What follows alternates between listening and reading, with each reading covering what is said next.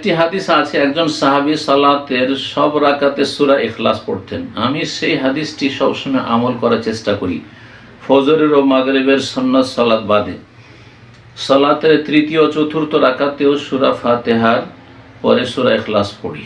জি, কিন্তু আপনার একটি ভিডিওতে দেখলাম সব সালাতে সূরা ফাতিহার পরে একটি সূরা পড়া সুন্নাত। আমার এইভাবে সালাত পড়া কি সুন্নাতের খেলাফ হচ্ছে? জানার উপকৃত হব। বারাকাল্লাহু ফিক। লম্বা কথা বলেছেন। প্রথম কথা বলছেন যে সালাতের সব রাকাতে সূরা ইখলাস পড়েন। সালাতের সব রাকাতে যদি সূরা ইখলাস পড়েন, তার মানে যেই রাকাতগুলিতে সূরা ফাতিহার পরে আরেকটি সূরা মেলানো রয়েছে তাতে পড়বেন।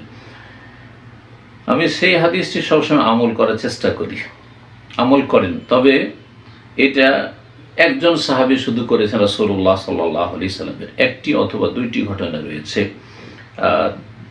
একটি হাদিসে রয়েছে যে সূরা ফাতিহার পর প্রথম সূরা ইখলাস পড়তেন, তারপর অন্য একটি সূরা পড়তেন। আর প্রসিদ্ধ যে হাদিসটি সেটাতে রয়েছে যে এক সাহাবী এক অভিযানে গিয়ে, যুদ্ধ অভিযানে, তার সাথী সঙ্গীদেরকে নিয়ে সূরা ফাতিহা পড়তেন এবং সূরা ফাতিহার সাথে একটি সূরা পড়ে শেষখানে সূরা ইখলাস পড়তেন। তো এইরকমটা ফরজ সালাতগুলিতে পড়তেন। ফজরে মাগরিবের সুন্নাত বাদে সালাতের তৃতীয় চতুর্থ রাকাতেও সূরা ফাতিহার পরে সূরা ইখলাস পড়ি না, তৃতীয় চতুর্থ রাকাতে পড়বেন না। তৃতীয় চতুর্থ রাকাতে সূরা ফাতিহা শুধু পড়বেন, তার অতিরিক্ত পড়বেন না।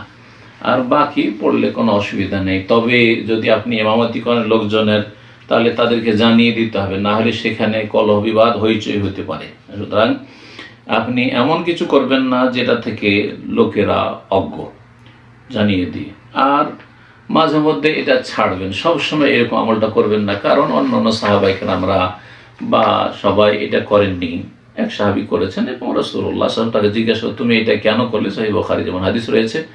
তখন তিনি বলেছেন যে আমি এই সূরা ইখলাসে আল্লাহর গুণাবলী রয়েছে, আল্লাহর কথা রয়েছে, আর আমি তা ভালোবাসি। তখন রাসূলুল্লাহ সাল্লাল্লাহু আলাইহি ওয়াসাল্লাম বললেন যে তাকে বলে দাও যে আন্নাল্লাহ ইউহিব্বু, আল্লাহ তাকে ভালোবাসে। যেহেতু সে আল্লাহর গুণাবলী পাঠ করা, তেলাওয়াত করা ভালোবাসে, সুতরাং আল্লাহ তাকে ভালোবাসে।